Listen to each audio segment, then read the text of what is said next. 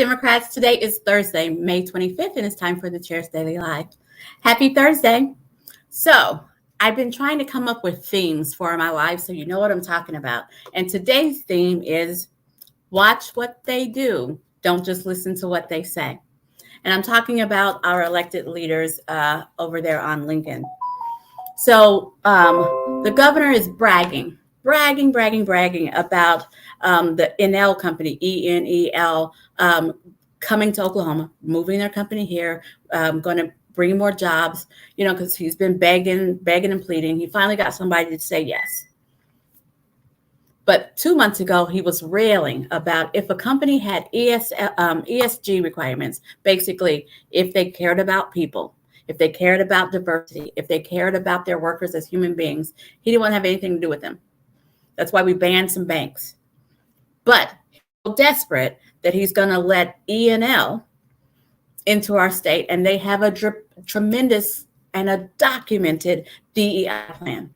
They are proponents of DEI. I'm glad they're coming if that's how they truly work, if they truly care about their workers and bring a different culture into our state. Super excited about it. I just like the contradiction, or I don't like the contradiction with the governor saying one thing and doing another.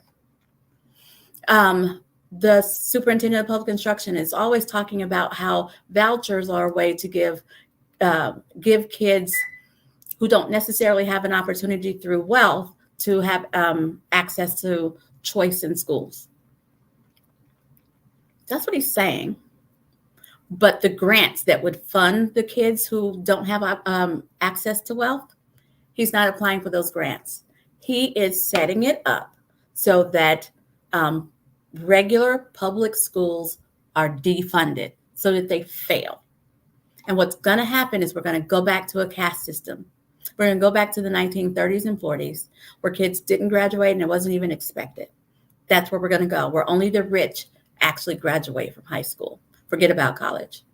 That's what he's setting up. Watch what he does versus what he says. Then let's go with Senator McBride, who is fighting with him publicly. It's all in the news. He keeps running to the reporters and talking about how mad he is that Ryan Walters isn't doing his job. And that's what he's saying. He's saying that he wants Ryan Walters to stop campaigning and doing the job that he was elected to do. That is a quote. Yet, he's right there approving the budget that gives Ryan Walters a raise. Watch what they do, not just what they say. It looks good to look like you're fighting for education on the news. But what happens at the Capitol is what really happens. So Ryan's not doing his job, but you know what? Let's give him a raise. That's what happened. We've got to, as I said yesterday, vote more than once. When we don't get what we want, we don't take our ball and go home. We keep showing up and we keep voting and we keep voting for a change. What is happening in our state legislature is now not looking out for the well-being of Oklahomans. I mean the majority, obviously. I mean the majority. They're not looking out for the majority of Oklahomans. They get to that Capitol and they start playing politics and they forget the promises that they made when they were running. And what we have to do is we have to find people to challenge them. And when we find those people to challenge them, we need to support them with our time, our treasure, and our talent. You have to support, and you have to support early. That's what needs to happen. So our education system in Oklahoma doesn't feel like it's going to get better anytime soon. Our superintendent of public instruction is derelict in his duty. He's not doing what he needs to do. And I think we're not making enough noise. It doesn't matter to make noise to our current governor because he signs off on everything that the superintendent does. I think we have to take it to a national level, and we have to reach out to the Secretary of Education, Miguel Cardona. If you'll look in the comments, we have dropped contact information for the Secretary of Education. Reach out. Tell them we're in Oklahoma. We're desperate. It's desperate times. We need all hands on deck because they are not minding the store here. All righty. That's my news. Also,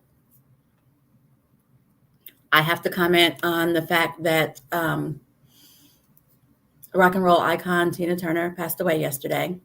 I couldn't talk about it yesterday because didn't know her personally. Her music touched me. Like I can, growing up, Proud Mary, in high school, What's Love Got to Do with It?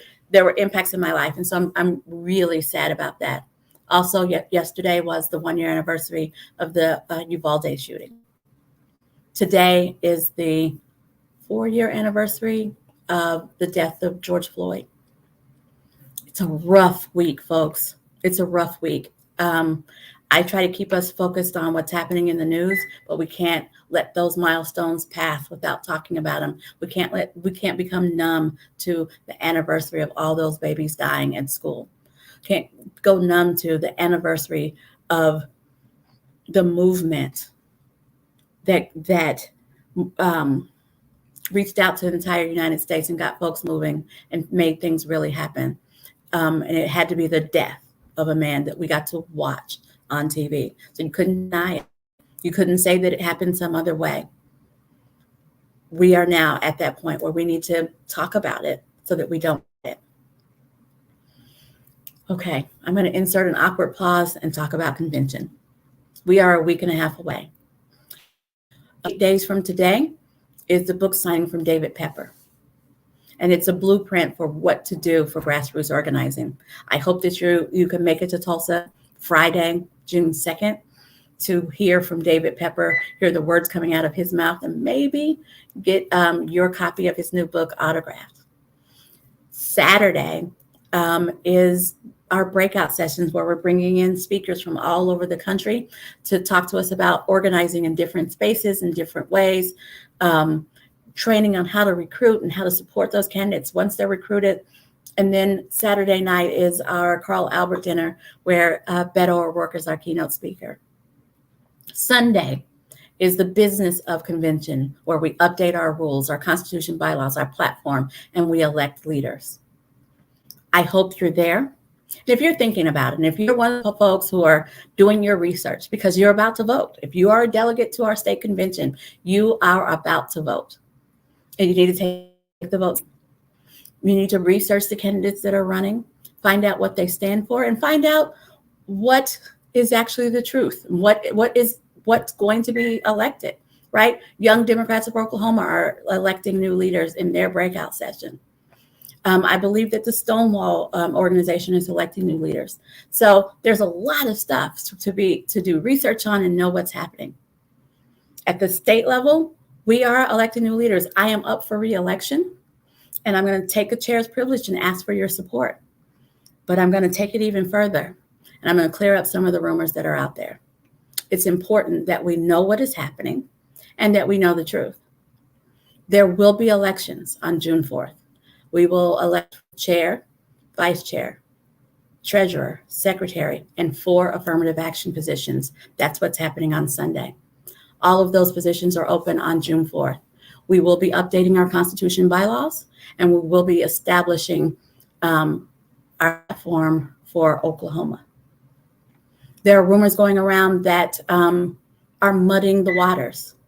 There will be no party-led secret election system that is telling Democrats that they can't be Democrats. I know that rumor is going on, and I'm here to tell you that that is simply not true. It's not a thing. It's not a thing that's ever been a thing, but it is a thing to scare people. It is a thing to make people feel like our party is not the big tent party, to make people feel like our party is not inclusive. The question I need you to ask yourself when people are telling you that that is a thing that is happening, why are they trying to disenfranchise you? Why are the people who are telling you that trying to take away your vote? Or why are they trying to steal your vote? The truth is we are in dire times. We are in dire times. We are a state led by people who are not looking out for us. The majority in our legislature, they're there trying to high five each other and see who can be the most extreme. I don't even want to call it conservative anymore, just the most extreme to the right. That's all they're focusing on. What we need to be focusing on is not each other. What we need to be focusing on is how do we grow our party? How do we elect more Democrats? How do we send more Democrats to Lincoln? So I ask you to join me in focusing on what the Oklahoma Democratic Party stands for. What we stand for is electing Democrats, supporting them once they're elected. I ask you to join me in focusing on what is the truth. Thanks for joining me. I'll be back here tomorrow at 4:15, and you guys have a great evening.